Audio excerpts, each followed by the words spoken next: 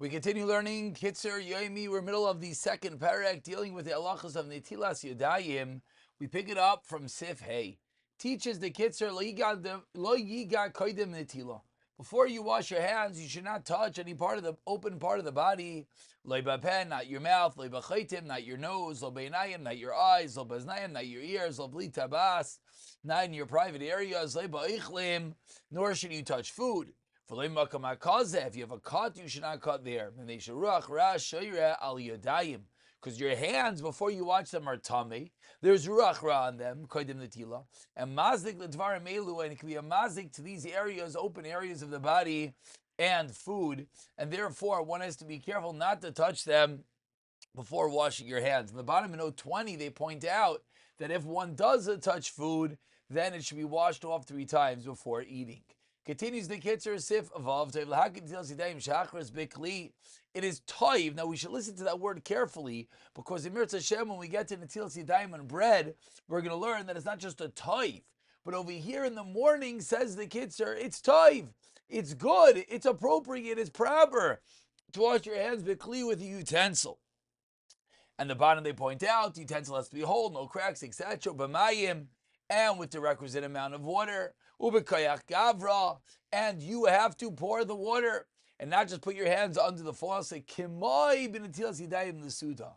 Those 3 things we just said, kli, mayim, kayach gavra, when it comes to the Netilas Yadayim, are going to be absolute prerequisites, which, just to point out now, means you can't do the open faucet shtickle when it comes to Netilas Yadayim. You need a kli, but in the morning it's a toiv. But says the Kitzur, you don't have right waters. For right to this bal, you want to daven, and yachlita yadam mitach kol davar, wash your hands from anything, any type of water, and even without pouring it out. And you can even make the bracha of al netilas yadayim as long as you cleaned your hands, even if you didn't do it in the most optimal manner.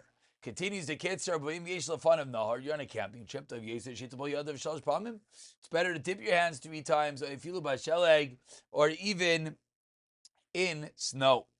Even in snow. In the bottom of note 28, it points out that 3 different spots, and it's going to help for tefillah, but it's not pasha about ruach ra, so later you should always wash your hands properly. If you don't have any water at all, you can't go to the davar. So now we go to the 3rd level. The first level, the best is water, kli, gayach, gavra. The next level is liquid, no kli, no kayach, gavra. The 3rd level is when it comes to davening, when it comes to your hands in the morning, you can wipe your hands and anything. The bottom here, of course, Mishabura, it says a cloth. Vivarech al nikiyas yadayim, and says the Kitzur, you make a bracha al nikiyas yadayim, v'day loy tefillah, and that would be enough for tefillah, just for tefillah. The bottom they point out, you gotta, really wipe out all areas. And then when you get water and a keli later, then you wash your hands properly. You don't make another bracha. Ksiv continues the Kitzur, Siv Zayin, quoting Tehillim, bless Hashem, let all my insides bless Hashem. You have to bless Hashem with everything, even your insides. Asr levarich, you're not allowed to make a bracha she'inakeh as a kerbayim till you clean your insides, literally. Mitzayim eraglayim uvabayker bekuma, and therefore in the morning when you get up, mistamu tzarich laseis sracha, mistamu you have to use the bathroom. Or l'chol hapachas lahashtin to urinate. Al kain therefore lo yivarich berachas al tziyas day mishas latila. If you wake up, you go and you right away just wash your hands. Don't make the bracha. Al la'achar she'inakeh, that's until you use the bathroom. Yirchatz yadav al payim oid pamachas, and you wash your hands again. Va'az yivarich al netilas yadayim mashayatzar. So we're seeing over here how the Kitzur is paskening that all these brachas are made right there in the morning.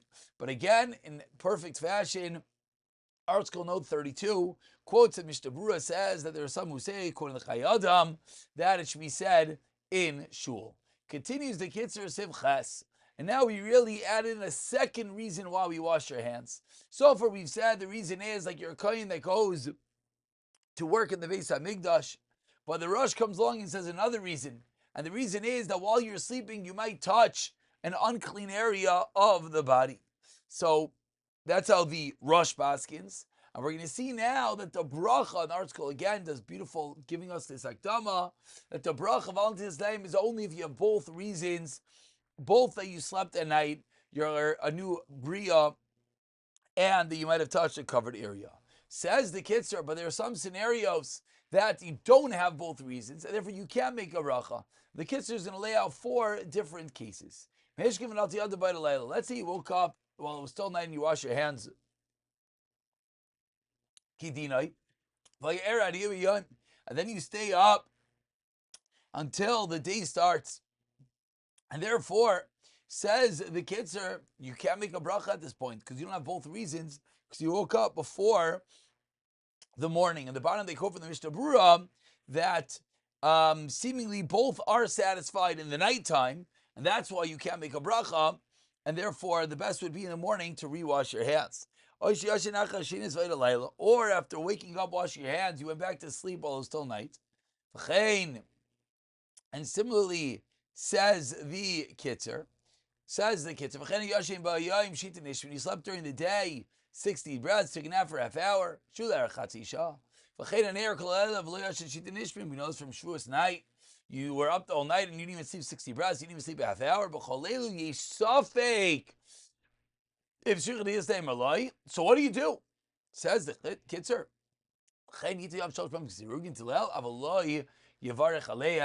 But you do not wash in the morning. Lamaisa, we know from Shavuos morning that what we do is we go and we use the bathroom, then we wash our hands, then we suffice that we touch the covered area of our body, and then we would be able to make the bracha.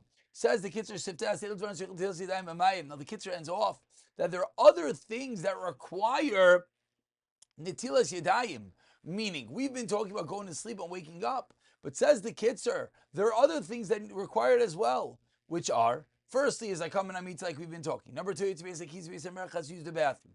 Number 3, and listen to his lashon of hayoytze, you exit, you didn't even use the bathroom, is the pashas. Big machlekes nowadays, what our bathrooms are called. I know many are mekel that just walk into the bathroom, you don't have to wash your hands. I know you'll see part of you cut your nails, galech sa'irasav, you cut your hair, chayleit min olav, take off your shoes, you touch your shoes. Someone has relations, and again, bikina, you touch a louse. When follows begadav, feel bikina, you delouse the garment. You scratch your head. You touch a covered area of the body, areas which are generally covered. You leave a cemetery.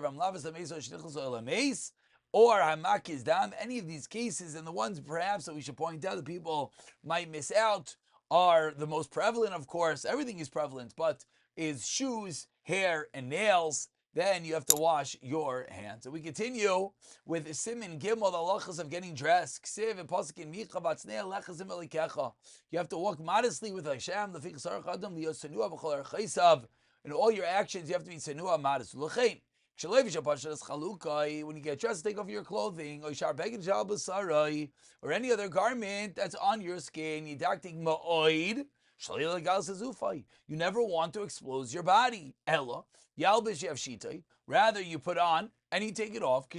When you're lying in your bed covered, meaning you never get fully undressed. Don't say, what do you mean? I'm in a dark. Who sees me? And dark is like light in front of Hashem, and therefore should never get fully undressed.